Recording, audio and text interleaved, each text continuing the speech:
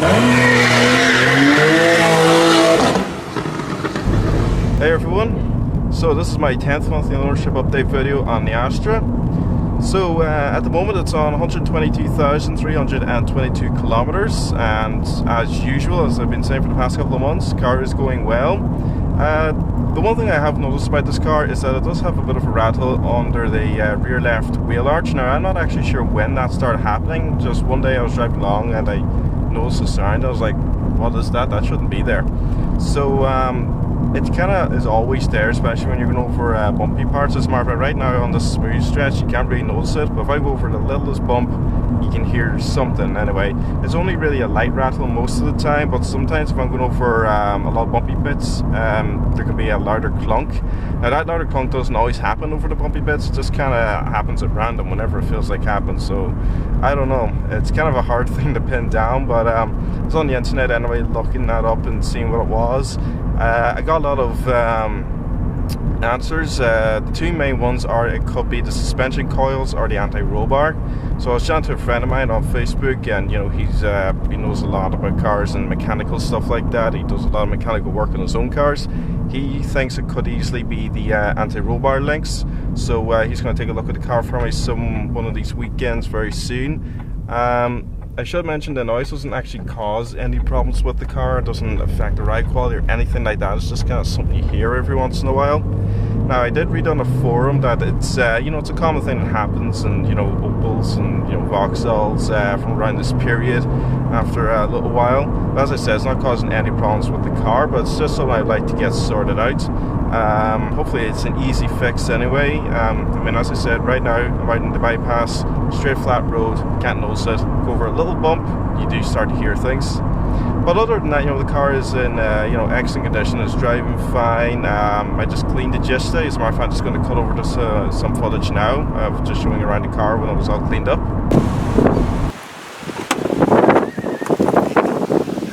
Just yesterday I spent a few minutes vacuuming the car. Hopefully it's not too windy, but you know, it's a lot cleaner than it was. A little bit of hair there.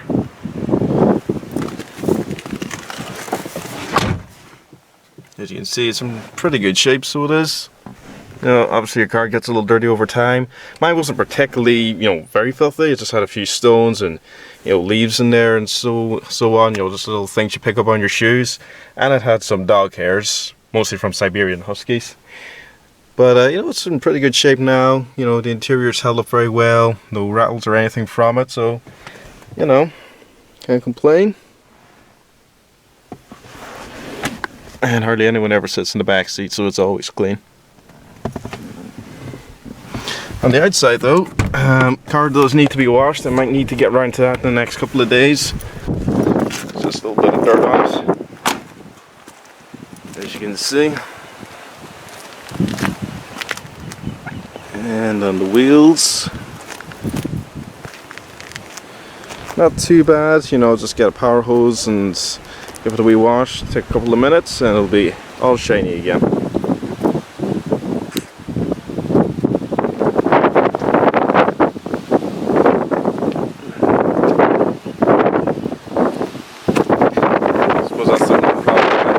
Living out here in Donegal, you know, a lot of the roads, you know, especially the back roads that I tend to be driving on every once in a while, those tend to be a lot of loose surfaces, so the car gets very dirty very, very quickly. I even cleaned the boot yesterday actually. Didn't need much cleaning because I don't really put up all that stuff back there. Just I usually leave the Tornado jacket that I got with the car back there, and you know, just some of my camera equipment. That's about it really.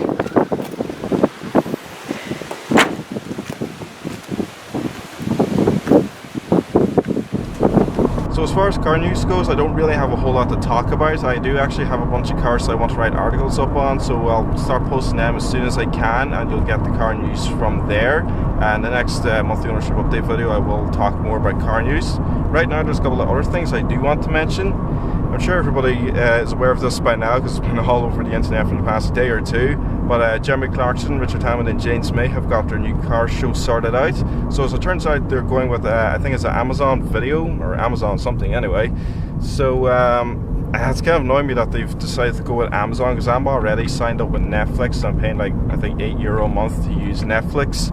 So I really don't want to have to sign up for Amazon, and a lot of people don't want to sign up to Amazon, but it doesn't matter anyway, because when their show starts, a lot of people are going to download the episodes and re-upload them to YouTube and streetfighter.net for people to watch. That's what they've done with the Top Gear episodes anyway, especially on streetfighter.net. That's a very reliable website, to find Top Gear episodes. So I'm sure that's where Carson's new show will end up. We don't have a title of the show yet, or still no name whatsoever. Some people are throwing out suggestions, but we don't know yet. All we know is that the show is coming in 2016, and that Andy William, the producer, he was the producer of Top Gear, he's there as well. So we don't even know what the show is going to be like, what it's going to be laid out as. Will it be a studio show with a celebrity guest every week? No idea. That's all we know at the moment. So it's coming in 2016, and it's going to be on Amazon, and that's all we know for now. So another thing I want to talk about is I've been to Sligo recently. I was at Martin Riley, BMW, Mini and Hyundai, sells all three brands there. And I introduced myself, and I wanted to see if I could get reviewing his cars. I have to admit I was slightly nervous the day I went down, because it's all well I've been able to film cars up here in Donegal and Letterkenny, mainstream cars, but I was a bit more nervous about going to a brand, like BMW, that sells more high-end, expensive luxury cars. So I thought I was going to have the work cut out for me trying to convince Martin Riley to let me review his cars. As it turns out, it was one of the best experiences at a dealership I've ever had. He was extremely friendly, more than happy to let me review his cars. He introduced me to the staff, he was showing me around some of the cars in the showroom, talking to me about some of the updates that have been done to the current BMW 5 Series. So I was so happy that he's decided to let me review his cars. So recently I've been back down and I reviewed a 2007 BMW 325i Coupe, which I've actually uploaded. You guys might have seen that review already. If not, go and look for it there. I have the review up, and I love the cars, so I did. I love them coupes. That's the E92 Coupe, so it was. I accidentally referred to it as the E90 in the review at one point, because the saloon version is called the E90. Sometimes I get confused with BMW generation names. But also, at the end of the day, I actually got to bring the car for a test drive. I had a salesman help me. It was only a quick 10-minute test drive up the road, so I didn't film it. Absolutely loved it. Great pull from the straight six engine. Sounded awesome. I really liked that car. Also, I've reviewed a brand new 2015 BMW 640 Diesel Grand Coupe M Sport, which I was really excited by. It's just a mad looking car, the 6 Series Grand Coupe. It's much bigger in person, so it is. It looks big in the photographs and video, which you might have seen. In person, it's huge. It's like a boat or something, It's just got a large front end, and it's a massive car, so it is. And I've also reviewed the brand new X5 as well. I've done all three of those BMWs on one day. So I still have to upload the Grand Coupe and the X5. I also got, a bunch of other reviews to upload. I've done a test drive of the Opel Insignia SRI, the new SRI. I've done a test drive of an Audi A3. I still have some Volkswagens to upload. My next upload is actually going to be of the 2015 Volkswagen Touareg. I also have the new Polo filmed and the Golf GTD. So I've got plenty of reviews to upload yet. But as I said, the next one will be the Touareg. After that, I'm going to get around to uploading the Insignia SRI, because that video's been sitting for a while, so I'll get that done. And then after that, I'll upload the 6 Series Grand Coupe, and we'll see what order we go in after that. So Martin Riley was telling me anyway about some used cars that he does tend to get in. He's told me that they've had Porsches in many times. They've had 2 Panameras actually in recently, one of which was traded for a BMW X6. They don't have any Porsches at the moment, but he's had everything there. He's had Panameras, Cayennes, 911s, I think he's had Boxers and Caymans as well. So basically what I'm saying is the chances of me reviewing a Porsche are very, very high, so they are. Maybe I'll review one this year, before this year's out, I have no idea, but right now I'm depending on Martin Riley Motors to hopefully get a Porsche in.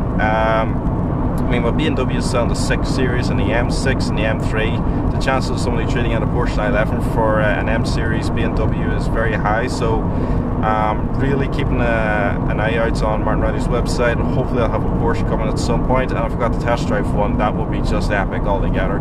So we'll wait and see what happens. Also down in Sligo, beside Martin Riley's dealership, just down the street is an Audi dealership. I went down there to take a look as well. On 2 attempts, on 2 different days, I tried to chat to the manager. Apparently, he was unavailable. So I'll try a third time, see if I can get talking to someone. I was only talking to a salesman.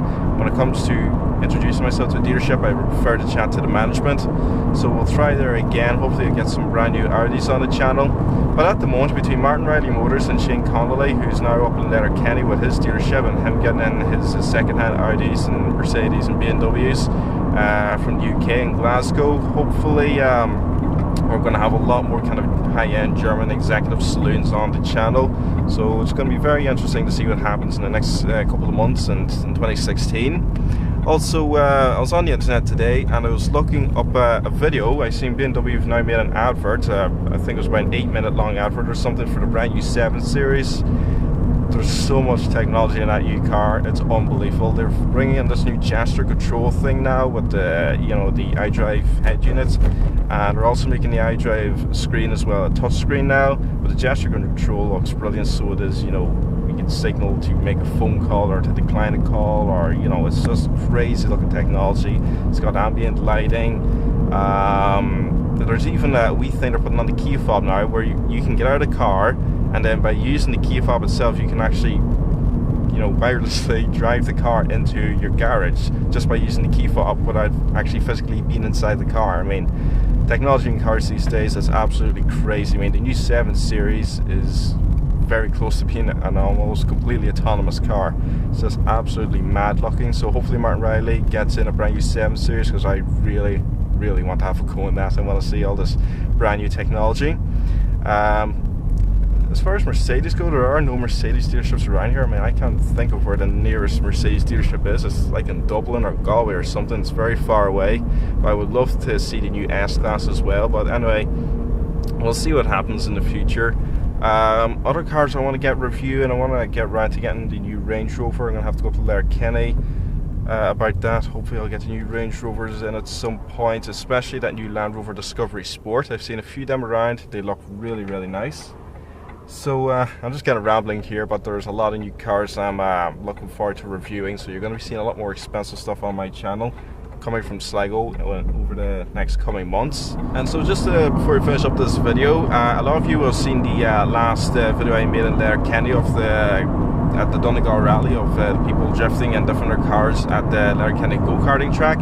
So the views in that video are very good. It's got over 12,000 views. It was a great day out.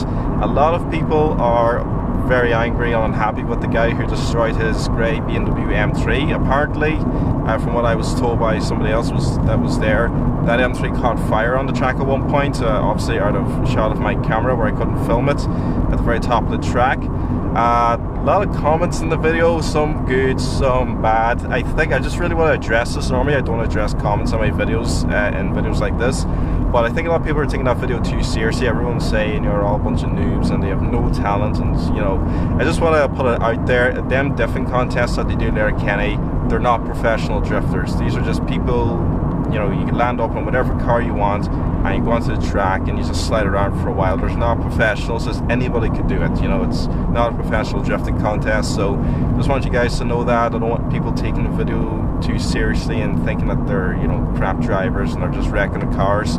Most of the cars that people bring there are just cheap second-hand, less than €1,000 cars. A lot of Lexus IS200s bought extremely cheap, and Altezas and whatnot, and some Ford Sierras and Vauxhall Omegas. All them cars are bought very cheap, brought to the track and just thrashed for the day. So anybody can do it. I don't want people thinking it's meant to be some kind of professional drifting event where nobody has any talent. It's just a bit of fun, so it is. I don't want everybody to be taking that video too seriously. But yeah, as I say, a lot of people are pretty pissed about the guy who destroyed his M3, because that, I don't know what it's called. I think it's like E46. I do not know my BMWs that well, but that's considered one of the best M3s ever made. It's probably going to be a future classic for sure. They're certainly going up a bit in value, but yeah, so I just wanted to address that. So that's pretty much everything I want to talk about in this monthly ownership update video. So keep an eye out for my next batch of reviews. There's plenty to come. So thanks for watching, everybody. See you again next time.